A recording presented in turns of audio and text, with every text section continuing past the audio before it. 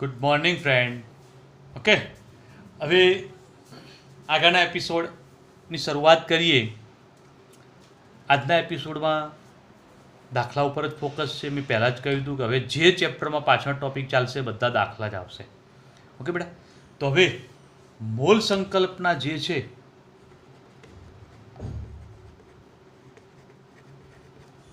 બરાબર એના ઉપર આધારિત દાખલાની ચર્ચા કરવાની છે આજે.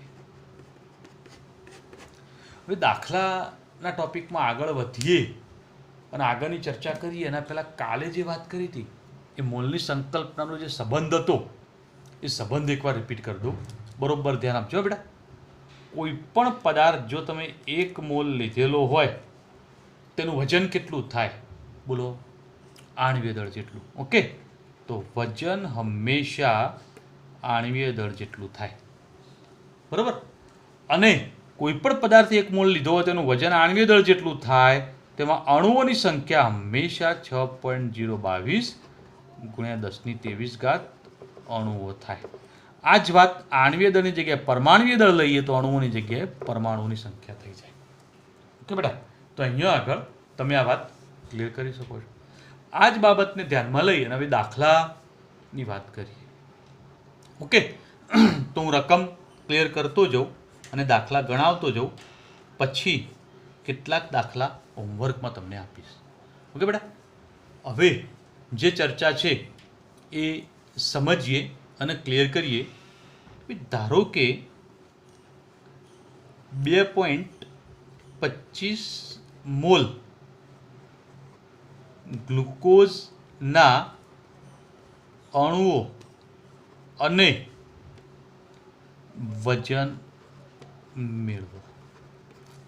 ઓકે બેટા, તો હવે જુઓ, મોલ આપી દીધા છે તો મોલ ઉપરથી અણુઓ માગ્યા છે ને એક વજન માગ્યું છે.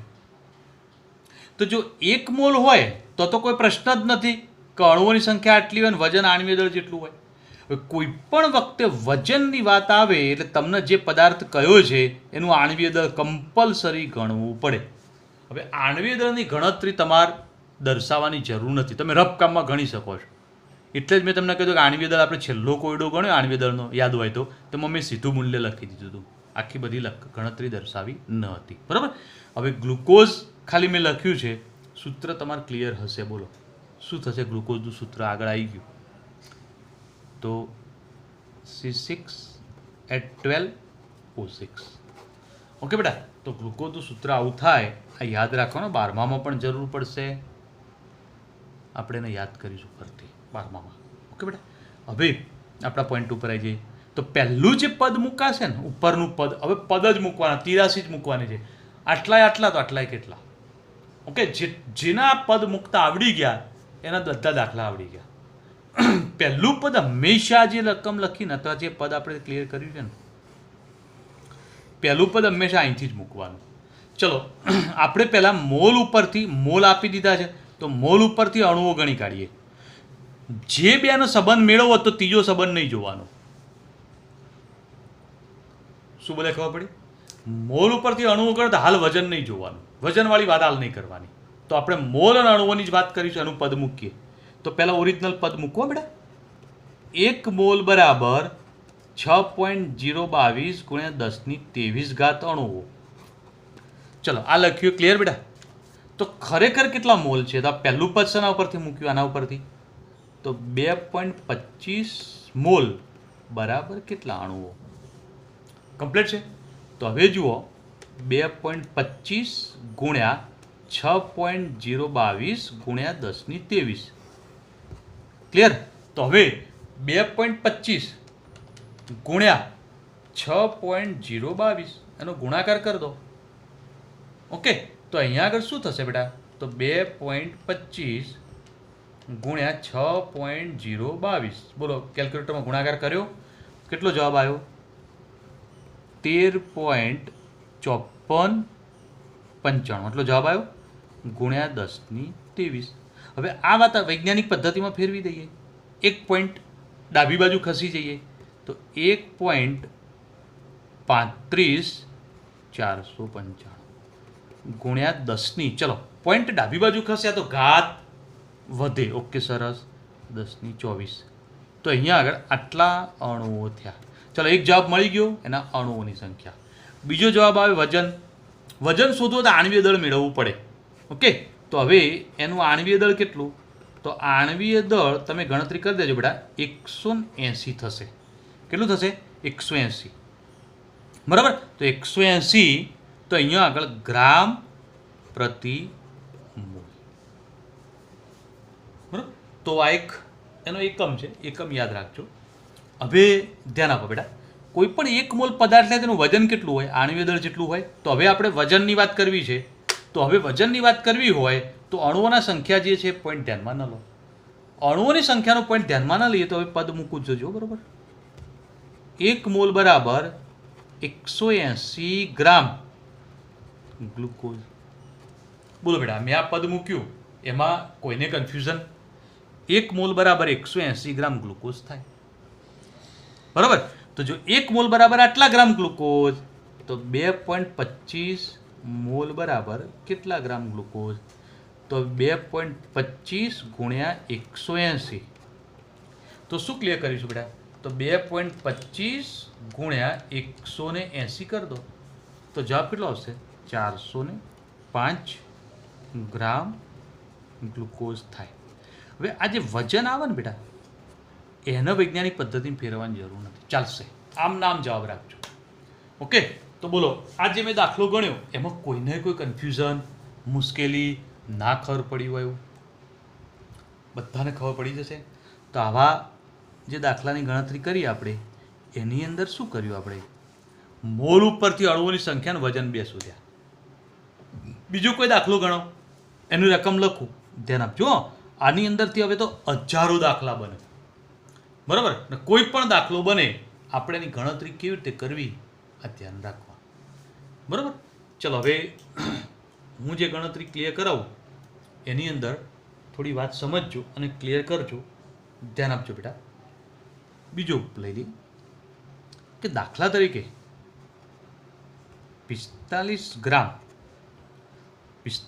ગ્રામ HNO3 ના મોલ અને અણુઓની સંખ્યા મેળવો. બરાબર. તો હવે આપણે આપ્યું છે શું? વજન. પહેલા ત્યાં ફોકસ કરી દો. શું આપ્યું? વજન. વજન આપ્યું તો આપણે વજન ઉપર આવી ગયા, અહીંયા આગળ છીએ. ઓકે, તો વજન આપ્યું છે તો આપણે કયા પોઈન્ટ ઉપર છે? અહીંયા છીએ. ઓકે, એના પરથી શોધવાનું શું છે? અણુઓની સંખ્યા. તો વજન ઉપરથી અણુઓની સંખ્યા. તો આપણે સંબંધ કોનો દર્શાવીશું? વજનના અણુઓની સંખ્યાનો સંબંધ દર્શાવીશું. ક્લિયર થઈ જાય બેટા? તો અહીંયા આગળ આપણે એનો સંબંધ દર્શાવીશું. ચલો, બીજો જવાબ માગ્યો છે શું? મોલ. તો હવે શું કરીશું? અણુઓની સંખ્યા ધ્યાનમાં નહીં લેતો, વજનના મોલનો સંબંધ મૂકીશું. કમ્પ્લીટ. તો હવે ધ્યાન આપતા જાઓ અને ક્લિયર કરતા જજો બેટા. વજન આપ્યું હોય તો શું જોઈએ? અણુભાર કમ્પલસરી જોઈએ. મેં કહ્યું કે વજન હોય તો અણુભાર તો જોઈએ જ. તો HNO3 નો અણુભાર કેટલો છે? તો 63 છે. તો 63 ગ્રામ જો HNO3 હોય તો મોલ કેટલા થાય? પહેલા મોલ શોધવા છે ને, તો 1 મોલ થાય. હવે બીજું કે આ પદ જે છે ને, તમે પહેલા આ લખી શકો, પાછળ લખી શકો, પહેલા આ લખો, પાછળ લખો, પહેલા આ લખો ને પાછળ લખી શકો. એ પદ ગમે તેમ મૂકી શકો. પણ મૂકતી વખતે શું કાળજી રાખવાની? પદ મૂકતી વખતે તમને જે મૂલ્ય આપ્યું ને પહેલા લખવાનું અને જે શોધવાનું હોય એને પાછળ લખવાનું. આટલું યાદ રાખવાનું. જે આપ્યું હોય પહેલા, જે શોધવાનું હોય પાછળ. ચલો આપણે વજન અને મોલની વાત કરીએ તો પહેલા વજન લખ્યું, મોલ શોધવાનું તો મોલ પાછળ લખ્યા. બરાબર. તો અણુભાર જેટલું વજન તો 1 મોલ થાય, તો અણુભાર જેટલું વજન એ 1 મોલ લઈ લીધા. બરાબર. તો ખરેખર કેટલું વજન છે? 45 ગ્રામ. HNO3 એ કેટલા મોલ? બરાબર મેં લખ્યું. તો હવે આના પરથી પદ મૂકી દઈએ. 45 ગુણ્યા 1 ભાગ્યા 63. તો શું કરીશું? તો 45 ભાગ્યા 63 તો 0.7142 મોલ HNO3. બોલો બેટા, એક જવાબ મળી ગયો કમ્પ્લીટ. કોઈને કોઈ મુશ્કેલી આ જવાબ મેળવી એમાં આવડશે ને? ઓકે, ચલો હવે અણુઓની સંખ્યા. તો હવે વજનના અણુઓની સંખ્યાનો પદ મૂકીએ. તો વજનના અણુઓની સંખ્યા તો જોજો 63 ગ્રામ HNO3 બરાબર 6.022 ગુણ્યા 10⁻23 અણુઓ. તો ખરેખર કેટલું છે? 45 ગ્રામ બરાબર કેટલા? હવે પદ મુક્ત ખ્યાલ આવી જાય બેટા? ઓકે. તો 45 ગુણ્યા 6.022 ગુણ્યા 10⁻23 ભાગ્યા 63. બરાબર. તો અહીંયા આગળ આપણે આ વાત ક્લિયર કરી દઈએ. તો હવે આનું સાદુરૂપ કેલ્ક્યુલેટરમાં આલવું છે. બરાબર. તો અહીંયા આગળ તમે કેલ્ક્યુલેટરમાં સાદુરૂપ આલ દો તો કેટલો જવાબ આવશે બેટા એનો? 4.30 ગુણ્યા 10⁻23 અણુ. આટલો જવાબ કેલ્ક્યુલેટરમાં તમારે આવી જશે. કેલ્ક્યુલેટરમાં તમે સાદુરૂપ આપતી વખતે શું કરશો? તો કેલ્ક્યુલેટર લઈને બેસો. ચલો જુઓ, 45 ગુણ્યા 6.022 ભાગ્યા 63 એક સાથે કરી દો. 45 ગુણ્યા 6.022 ભાગ્યા 63 કરી દીધું એક સાથે. ઇઝ ઇક્વલ ટુ દબાવો, આટલો જવાબ આવી જશે. ઓકે. તો બોલો, દાખલા ગણવાની વાત છે, આવડી જશે આ રીતે. તો કેટલાક કોયડા હોમવર્કમાં આપું તો જ્યાં વજન આવે ત્યાં અણુબાર આ રીતે ગણી અને તમારે દાખલો ગણવાનો. પણ પદ મુક્તિ વખતે ખાસ ધ્યાન રાખવાનું, જેનું મૂલ્ય આપ્યું હોય એ પહેલાં લખવાનું, જે શોધવાનું એ પાછળ લખવાનું. પણ પદ મુક્તિ વખતે પહેલું પદ હંમેશા આના ઉપરથી જ લેવાનું અને નીચેનું પદ કયું મૂકવાનું? નીચેવાળું પદ એ જે આપ્યું હોય. દાખલા તરીકે HNO3 નું અણુભાર 63 થાય તો પહેલાં 63, પણ નીચે જે આપ્યું છે તો એટલા એક કેટલા. બરાબર. આ પદ મુક્તા આવડી ગયા એને બધા દાખલા આવડી જશે. જેને પદ મુક્તા ન આવડ્યું એને દાખલા નહીં આવડ્યું. ઓકે બેટા. તો હવે કેટલાક દાખલા હોમવર્કમાં આપું છું, તમે ગણતરી કરજો. અને આની અંદર જ પછી બીજા એક ટોપિક ઉપર પણ ચર્ચા કરવી છે. તે ટોપિક શું છે તેની સમજવાની વાત કરી અને ચર્ચા ક્લિયર કરી. પણ પહેલાં હોમવર્કના દાખલા આપી દો. ઓકે બેટા? ઓકે બેટા. હવે હોમવર્કમાં જે દાખલા આપણે ગણવાના છે એ દાખલા મેં અહીંયા આગળ રકમો લખી દીધી છે. બરાબર. તમે આની રકમો લખવા માટે વિડીયો એકવાર આ જ પોઈન્ટ ઉપર પોસ્ટ કરી દો અને પોસ્ટ કરી અને પછી બધી રકમો લખી દેજો, દાખલા ગણી કાઢજો. બરાબર. પછી ફરીથી આગળનો વિડીયો હવે આપણે સમજીએ. હવે ધ્યાન આપો બેટા કે અત્યાર સુધી આપણે જે ગણતરી કરી એની અંદર વાત આવી કે ભાઈ અણુઓની સંખ્યા કેવી રીતે ગણાય. હવે એક ટોપિક ઉપર ચર્ચા કરવી છે કે ભાઈ પરમાણુઓની સંખ્યા કેવી રીતે ગણાય. ઓકે. તો પરમાણુઓની સંખ્યા ગણવા માટે આપણે પ્રયત્ન કરીએ અને સમજવાનું ટ્રાય કરીએ. તો હું જે બોલું, જે માહિતી ક્લિયર કરું એ કોના માટે છે બેટા? તો પરમાણુની સંખ્યા ગણવા માટે. તો પરમાણુની સંખ્યા ગણવા માટેનો ટોપિક હું ક્લિયર કરતો જઉં છું. ધ્યાન આપજો બેટા.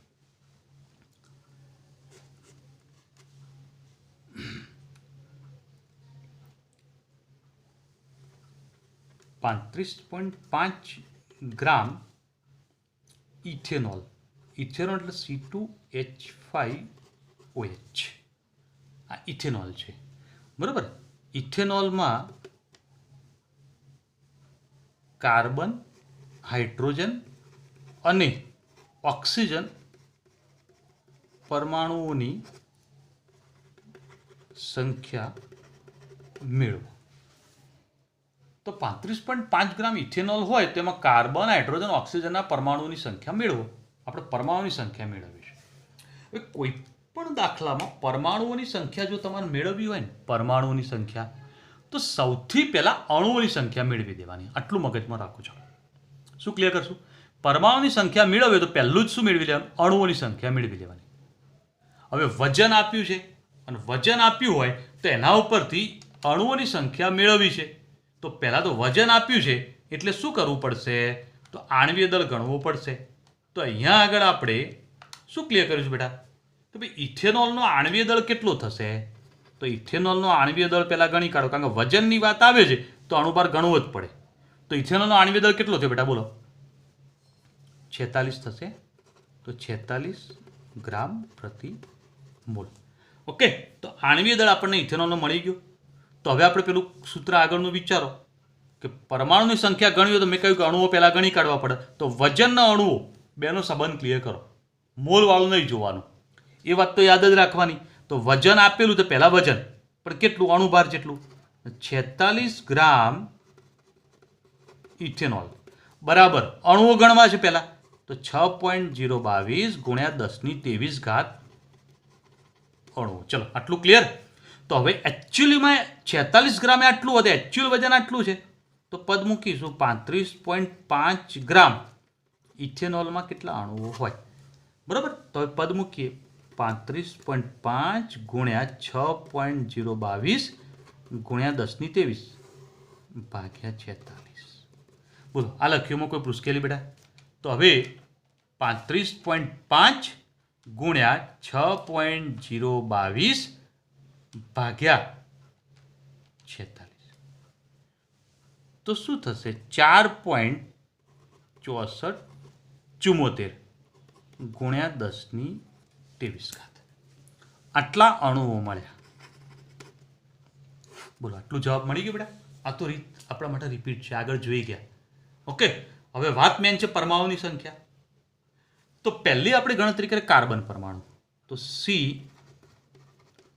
પરમાણુઓની સંખ્યા. તો કયા પરમાણુ પહેલા ગણીએ બેટા? કાર્બનના.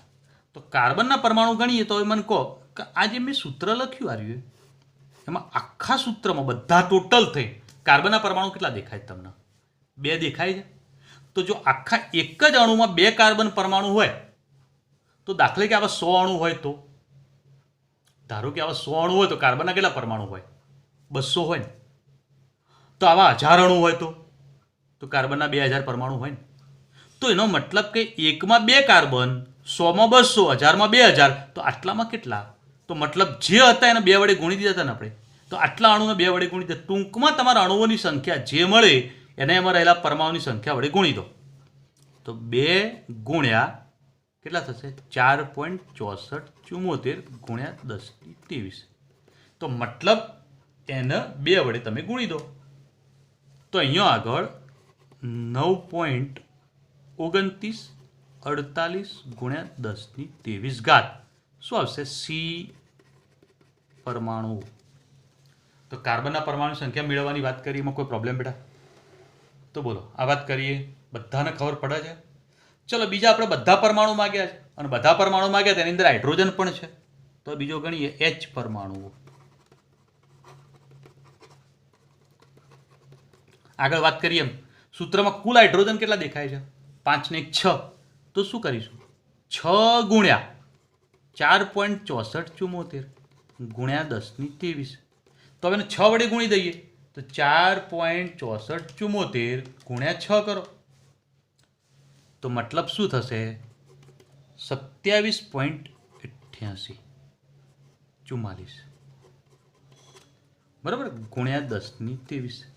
હવે અહીંયા આગળ ધ્યાન આપો બેટા કે આ દવા વૈજ્ઞાનિક પદ્ધતિમાં લાવવો પડશે. કેમ લાવવો પડશે બોલો? 0.2 સંખ્યા પછી છે તો એનો મતલબ 2.78844 ગુણ્યા 10ની ડાબી બાજુ ખસે ઘાત વધશે. તો મતલબ આટલા H પરમાણુ. બોલો H પરમાણુ મળી ગયા બેટા? તો હવે જોઈએ કયા O પરમાણુ.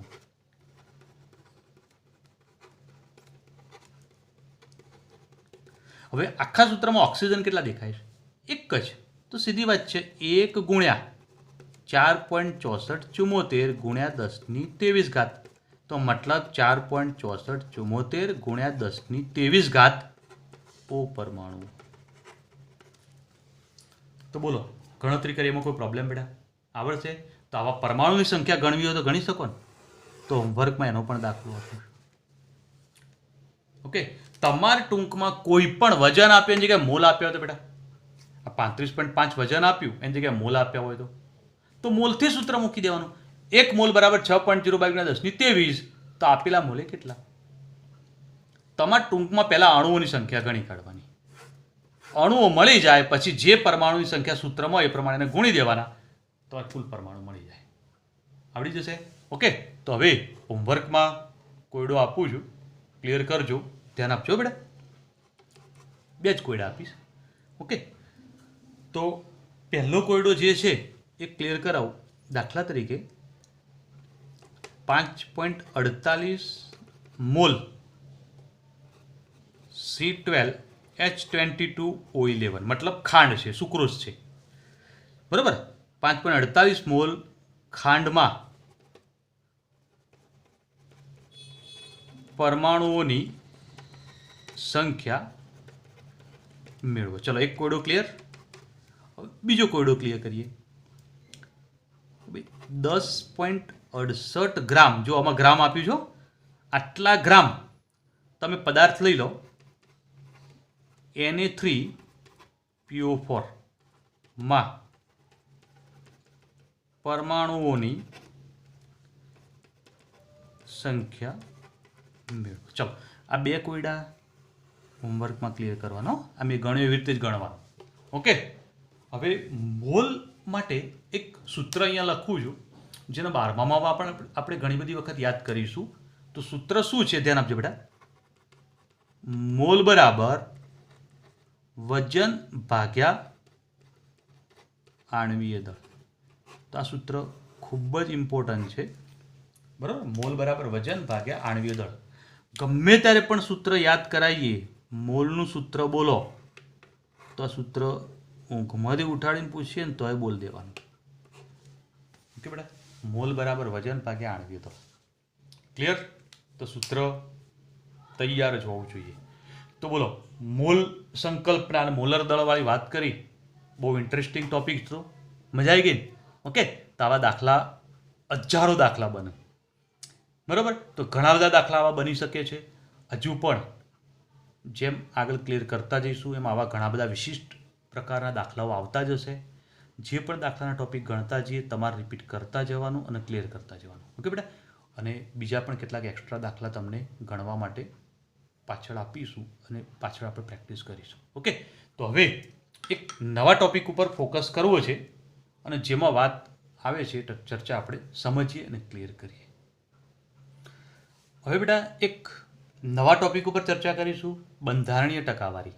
આ ટોપિક પણ થિયરિકલ નથી તૈયાર કરવાનો, ફક્ત અને ફક્ત દાખલા માટે જ ઉપયોગી છે. ઓકે.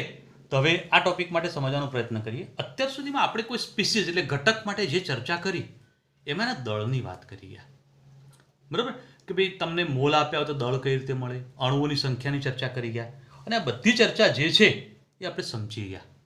પણ કોઈ સંયોજન તમને આપ્યું હોય, કોઈ સૂત્ર તમને આપ્યું હોય, તેમાં રહેલા ઘટક તત્વોના ટકા કેવી રીતે મળે?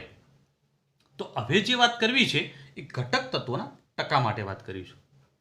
ટકાની ચર્ચા કરીએ તો કેટલાક પ્રશ્નો અહીંયા આગળ ઊભા થાય. ત્યારથી આ પોઈન્ટની શરૂઆત થઈ. કઈ? તો કોઈ પણ પદાર્થનું સૂત્ર કયું બને? તો સૂત્ર કયું બનશે તો એ પોઈન્ટ ઉપર પણ ચર્ચા કરીશું અને વાત ક્લિયર કરીશું. ઓકે બેટા? બંધારણ ટકાવારી માટેની આપણે જે ચર્ચા કરીએ છીએ એમાં શું છે? તો એક તો સૂત્ર કેવી રીતે બન્યું કોઈ પણ પદાર્થનું, તો એક પ્રશ્ન ઊભો થાય. તેના ઘટકો કયા છે? તો એ પણ એક પ્રશ્ન ઊભો થાય. અને પછી વાત આવે દરેક ઘટકનું પ્રમાણ કેટલું? તો દરેક ઘટકનું પ્રમાણ ટકાવારીમાં નક્કી કરવું પડે. તો દરેક ઘટકના ટકા કેટલા? તો પ્રશ્ન છેલ્લો આવ્યો ટકા કેટલા હોય. તો હવે ટકા નક્કી કરવા છે. દાખલા તરીકે પાણી હોય H2O, તો H2Oમાં હાઇડ્રોજન અને ઓક્સિજનના ટકા કેટલા? તો એ નક્કી કરવા માટે આપણે એક સૂત્ર પહેલાં સમજી લઈએ અને એ સૂત્ર ઉપરથી આપણે દાખલા ગણીશું. ઓકે બેટા? તો અહીંયા આગળ સૂત્ર આવું છે, તત્વની દળ ટકાવારી. મતલબ તત્વના દળથી ટકા. જો કોઈ પણ તત્વના, દાખલા કે હાઇડ્રોજનના શોધો તો H તત્વના દળથી ટકાવારી, ઓક્સિજનના શોધો O તત્વની દળથી ટકાવારી. ઓકે બેટા? તો અહીંયા આગળ કેવી રીતે મળે? તો સૂત્ર છે સંયોજનમાં રહેલ તત્વનું દળ ગુણ્યા 100 ભાગ્યા સંયોજનનું મોલર દળ. હવે આ સૂત્રનો ઉપયોગ આપણે બધા દાખલા માટે કરીશું, જે ટકાવારી માટે. ઓકે બેટા? આ ટકાવારી જે છે દળથી ટકાવારી મળશે, કેમ કે આપણે બધામાં દળ જ લીધું. જુઓ, રહેલા તત્વનું દળ ને સંયોજનનું મોલર દળ. તો મતલબ કે દળથી ટકાવારી શોધવી છે તો આ સૂત્રનો ઉપયોગ કરીશું. હવે સૌથી પહેલાં પાણી માટે ગણતરી કરીએ. હવે જુઓ બેટા કે આપણે જે દળ લઈએ છીએ એમાં હાઇડ્રોજનનું દળ આપણે 1 લઈએ છીએ, પણ એકચ્યુઅલ દળ 1.008 છે. પણ આપણે જે દાખલા ગણીશું એ બધા દાખલાની અંદર દળનું પ્રમાણ જે છે એ આપણે જે એપ્રોક્સ લઈએ છીએ એટલું જ દળનું પ્રમાણ લઈ અને બધા દાખલા ગણી કાઢીશું. ઓકે, તો બુકના દાખલા જે છે એના અને આપણા દાખલામાં પોઈન્ટમાં થોડો ફરક આવશે જવાબમાં, પણ બહુ ટેન્શન કરવાની જરૂર નથી. તમારી પરીક્ષામાં હું જે કહ્યું એ પ્રમાણે એનું દળ જે છે એ આપણે જે લઈએ એ પ્રમાણે લઈને જ ગણી કાઢવાનું. ઓકે, તો સૌથી પહેલાં જોઈએ આપણે કે ભાઈ પાણી માટે ગણતરી કરીએ. તો H2O માં રહેલ તત્વોના દળથી ટકા મેળવો. ઓકે, તો પહેલો કોયડો સોલ્વ કરીએ. આ એક કોયડો હું સોલ્વ કરું, એક બે સોલ્વ કરું, પછી હોમવર્કમાં આપીશ. ઓકે બેટા, તો ચલો પહેલાં H2O માં રહેલા તત્વોના દળથી ટકા મેળવો. પાણીમાં રહેલા તત્વોના દળથી ટકા મેળવવા હોય તો કેવી રીતે મળી શકે? તો પહેલી જ વાત કે સંયોજનનું મોલર દળ ક્લિયર કરવું પડે. ઓકે, તો હવે સંયોજનનું મોલર દળ એટલે તો પાણીનું મોલર દળ એટલે આણ્વીય દળ, અણુભાર ગણવાનો છે. તો એનો અણુભાર કેટલો થશે બેટા? 18. ઓકે, તો હવે આપણે ગણતરી કરીએ. Hના દળથી ટકા, તો કોના દળથી ટકા ગણવા છે? Hના. તો હાઇડ્રોજનનું દળ ગુણ્યા 100 ભાગ્યા H2Oનું મોલર દળ. હવે આ સૂત્ર લખ્યું, હાઇડ્રોજન કેટલા છે સૂત્રમાં? 2 ને, તો 2 ગુણ્યા Hનું દળ લખવાનું. ઓકે, અને Hનું દળ એટલે કયું? તો પરમાણ્વીય દળ. ઓકે બેટા, તો અહીંયા ધ્યાન આપો, 2 ગુણ્યા Hનું પરમાણ્વીય દળ ગુણ્યા 100 ભાગ્યા H2Oનું મોલર દળ. 2 ગુણ્યા હાઇડ્રોજનનો પરમાણુય દળ એટલે એનો પરમાણુ ભાર તમે ચોપડામાં છેલ્લે લખો છો એ ગુણ્યા 100 ભાગ્યા મોલર દળ એટલે 18. બરોબર, તો શું થશે? 200 ભાગ્યા 18. તો 200 ભાગ્યા 18 કરી દો, તો અહીંયા આગળ 200 ભાગ્યા 18 તો શું થશે? 11.11% હાઇડ્રોજન. તો Hના ટકા મળી ગયા. ઓકે, હવે ટકા ગણવાની વાત આવે છે જેમાં ઓના. તો ઓક્સિજનના દળથી ટકા. બરાબર, તો ઓક્સિજનનું પરમાણુય દળ ગુણ્યા 100 ભાગ્યા H2Oનું મોલર દળ. બરાબર, તો પાણીનું મોલર દળ અહીંયા આગળ કિંમત મૂકી દઈએ. ઓક્સિજનનું પરમાણુય દળ 16 ગુણ્યા 100 ભાગ્યા 18, તો 1600 ભાગ્યા 18 ઇઝ ઇક્વલ ટુ શું ક્લિયર કરીશું બેટા? તો 1600 ભાગ્યા 18 કેલ્ક્યુલેટરમાં સાદું રૂપ આપી દો તો 88.88 છે એટલે 88.89 કરી દઈએ. બરાબર, કોઈ મુશ્કેલી બેટા? કન્ફ્યુઝન? ઓકે, સરસ. તો હવે આપણે આગળ વધવું છે. હવે આગળ વધવાની વાત છે તો એની અંદર જોઈએ બેટા કે આ એક દાખલો ગણ્યો, આવો ને આવો એક બીજો દાખલો પણ ગણો. બરાબર, અને એક બીજો દાખલો ગણું પછી તમને બધા હોમવર્કમાં દાખલા કોઈટા આપી દો. કમ્પ્લીટ, તો તમારે થોડી પ્રેક્ટિસ પણ થઈ જાય. બરાબર, તો હવે જોઈ લો કે અહીંયા આગળ Na2SO4 છે, તો એમાં તત્વોના દળથી ટકા મેળવો. બરાબર, કોના અંદર? Na2SO4. સૌથી પહેલાં તો તમારે Na2SO4 જે છે એનો અણુભાર ગણી કાઢવો પડશે. સોડિયમનો પરમાણુ ભાર 23 થાય. આગળના કોયડામાં મેં તમને લખીને આપ્યું હતું. ઓકે બેટા, તો અહીંયા આગળ સોડિયમનો 23 છે, તો એ જ રીતે સલ્ફરનો 32 થશે અને ઓક્સિજનનો 16 થશે. તો એનું આણ્વીય દળ કેટલું થયું? તો તમે ક્લિયર કરીને કહેજો, 142 થશે. બરાબર, તો અહીંયા આગળ શું થશે બેટા? તો આ પ્રમાણે તમે એનું આણ્વીય દળ ગણી શકો છો. તો દરેકના ટકા ગણી કાઢીએ. તો કોના ટકા? સોડિયમના દળથી ટકા બરાબર શું આવશે? 2 ગુણ્યા સોડિયમનો શું આવશે?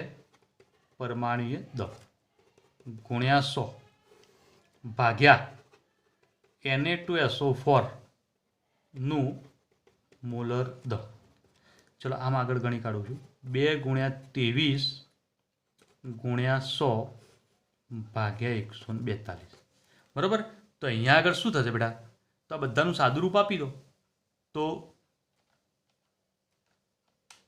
142 ભાગાકારમાં લો તો 32.39% સોડિયમ થઈ ગયું. ચલો, સોડિયમનો જવાબ મળી ગયો. હવે બીજા ટકા શોધી કાઢીએ કોના? સલ્ફરના. બીજું તત્વ સલ્ફર છે, તો સલ્ફરના દળથી ટકા. Clear? Is equal to sulphur એક જ છે, તો એસનું પરમાણુય દળ ગુણ્યા 100 ભાગ્યા Na2SO4નું મોલર દળ.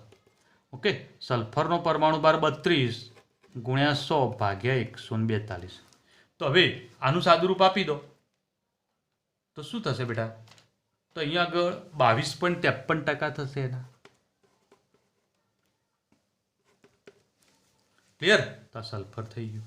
અને છેલ્લો ઓક્સિજનના, તો ઓક્સિજનના દળથી ટકા. ઓક્સિજનના દળથી ટકા શોધવા હોય તો હવે 4 ગુણ્યા ઓક્સિજનનું પરમાણુય દળ ગુણ્યા 100 ભાગ્યા શું આવશે? Na2SO4નું મોલર દળ. બરાબર? તો 4 ગુણ્યા 16 100/142. તો હવે શું થશે બેટા? તો અહીંયા આગળ તમે સરળતાથી ક્લિયર કરી શકો છો. તો 45.07% ઓક્સિજન. તમારો જવાબ સાચો છે ખોટો છે એ ક્લિયર કરવા માટે આ 3 સરવાળો કરી દેવાનો. આ ખાસ ધ્યાન રાખવાનું કે તમારે ક્યાંક ભૂલ પડી છે તો અહીંયા આગળ જોઈ લેવાનું, સરવાળો કરી દેવાનો. બધાનો સરવાળો કરો અને જો તમારો જવાબ 100 અથવા 99.99 અથવા 100.01 કે આવો કોઈ જવાબ મળે તો તમે સાચા. આ 3નો સરવાળો 99.99 આવે છે. 99.98 આવે, 97 આવે તો બહુ ટેન્શન ના કરતા. ઓકે બેટા? તો અહીંયા આગળ આપણે એક કોયડો સોલ્વ કરી ગયા. બરાબર? હવે હોમવર્કમાં કેટલાક કોયડા તમને હું આપું છું, કેવી રીતે ક્લિયર કરશો અહીંયા આગળ જગ્યા છે થોડી, તો હું પદાર્થો લખી દઉં છું બધા, તમે હોમવર્કમાં એને ક્લિયર કરતા જજો. ઓકે બેટા? તો અહીંયા આગળ હોમવર્ક. ઓકે, તો હોમવર્કની અંદર કેટલાક હું પ્રશ્નો અહીંયા લખી દઉં છું, ધ્યાન આપજો. હવે બેટા 3 કોયડા મેં હોમવર્કમાં લખ્યા છે. પહેલો છે NH4 3PO4. તો એમાં તમારે 3 અંદર ગુણી દેવાનો. નાઇટ્રોજન 3 થાય, નાઇટ્રોજન 12 થશે. ઓકે બેટા? એમાં નાઇટ્રોજનના, હાઇડ્રોજનના, ફોસ્ફરસના, ઓક્સિજનના 4ના ટકા તમારે ગણવાના આવશે. બીજો છે C12H10 એ તો સીધું જ છે, કાર્બન, હાઇડ્રોજન, ઓક્સિજનના ટકા ગણવાના. અને ત્રીજો છે CH3 CH2 CH2 COOH. Okay, તેમાં કાર્બન, હાઇડ્રોજન, ઓક્સિજનના ટકા ગણવાના. પણ કાર્બનના ટકા ગણો તો બધાના ટોટલ કાર્બન ગણવાના. 1 2 3 ને 4 કાર્બન ગણીશું. ઓકે, તો રીતે હાઇડ્રોજન પણ કુલ ગણવાના અને ઓક્સિજન પણ કુલ ગણવાના. તો આ રીતે ટકાવાર પ્રમાણ ગણવાનું રહેશે. બોલો, ટકાવાર પ્રમાણ કેવી રીતે ગણી શકશો? આવડશે? તો હોમવર્કમાં આટલું કામ કરજો, ક્લિયર કરજો. ઓકે, તો હજી નેક્સ્ટ એપિસોડમાં હવે બીજા દાખલાના ટોપિકની ચર્ચા જ આવશે. ઓકે બેટા? બહુ મજા આવશે અને ક્લિયર થશે. તો બરાબર સમજજો. કદાચ કન્ફ્યુઝન લાગે આખો ટોપિક ફરથી વિડીયો રિપીટ કરીને જોઈ લેજો, જેના કારણે ક્લિયર થઈ જાય. ઓકે, ચલો, ગુડ ડે. બરાબર મહેનત કરજો બેટા.